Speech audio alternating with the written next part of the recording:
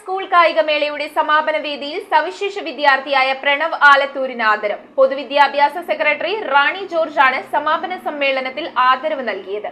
Football, ചിത്രം വര, നീന്തൽ തുടങ്ങിയ മേഖലകളിൽ കഴിവ് തെളിയിച്ച പ്രണവ് കായികമേളയുടെ ഭാഗമായി പുറത്തിറക്കിയ പ്രൊമോ വീഡിയോയിലും പ്രധാന വേഷത്തിൽ അഭിനയിച്ചിരുന്നു. ഫുട്ബോൾ, ചിത്രം വര, നീന്തൽ ഉൾപ്പെടെ വിവിധ ഇനം കായിക ഇനങ്ങളിൽ കഴിവ് തെളിയിച്ചിട്ടുള്ള സവിശേഷ വിദ്യാർത്ഥിയാണ് പ്രണവ്. ആലത്തൂർ അരിങ്ങാട്ടുപറമ്പ് ദേവകി നിവാസിൽ ബാലസുബ്രഹ്മണ്യത്തിന്റെയും സ്വർണകുമാരിയുടെയും മകനായ പ്രണവ് കായികമേളയ്ക്ക് മുന്നോടിയായി വിദ്യാഭ്യാസ വകുപ്പ് പുറത്തിറക്കിയ പ്രൊമോ വീഡിയോയിലും അഭിനയിച്ചിരുന്നു. സമാപന സമ്മേളനത്തിൽ പൊതുവിദ്യാഭ്യാസ സെക്രട്ടറി റാണി ജോർജാണ് പ്രണവിനെ ആദരിച്ചത്. സവിശേഷ പരിഗണന അർഹിക്കുന്ന വിദ്യാർത്ഥികളെയും ഉൾപ്പെടുത്തി സംഘടിപ്പിച്ച സംസ്ഥാന സ്കൂൾ കായികമേള ആദ്യാവസാനം നൽകിയത് ഒരുമയുടെ സന്ദേശമായിരുന്നു. സമാപന ചടങ്ങിന് മുന്നോടിയായി സംഘടിപ്പിച്ച അത്ലറ്റിക് പരേഡിലും സവിശേഷ പരിഗണന അർഹിക്കുന്ന വിദ്യാർത്ഥികളുടെ സാന്നിധ്യം ഉണ്ടായിരുന്നു. സ്കൂൾ കായികമേളയിൽ സവിശേഷ പരിഗണന അർഹിക്കുന്നവരുടെ വിഭാഗത്തിൽ തിരുവനന്തപുരം ജില്ലയാണ് ഓവറോൾ ചാമ്പ്യൻഷിപ്പ് നേടിയത്. പാലക്കാട് ജില്ല 2ാം സ്ഥാനവും കോഴിക്കോട് ജില്ല 3ാം സ്ഥാനവും കരസ്ഥമാക്കി. ഇൻക്ലൂസീവ് സ്പോർട്സ് മാനുവലിന്റെ അടിസ്ഥാനത്തിലാണ് കായികമേളയിലെ വിവിധ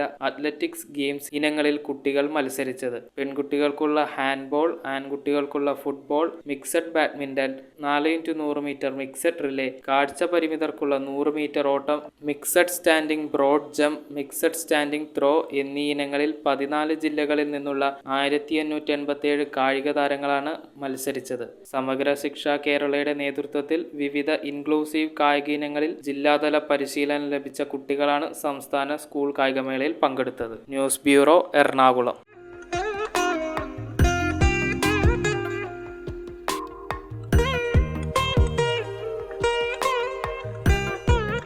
Nakshatra Gold and Diamonds. Online delivery available all across India.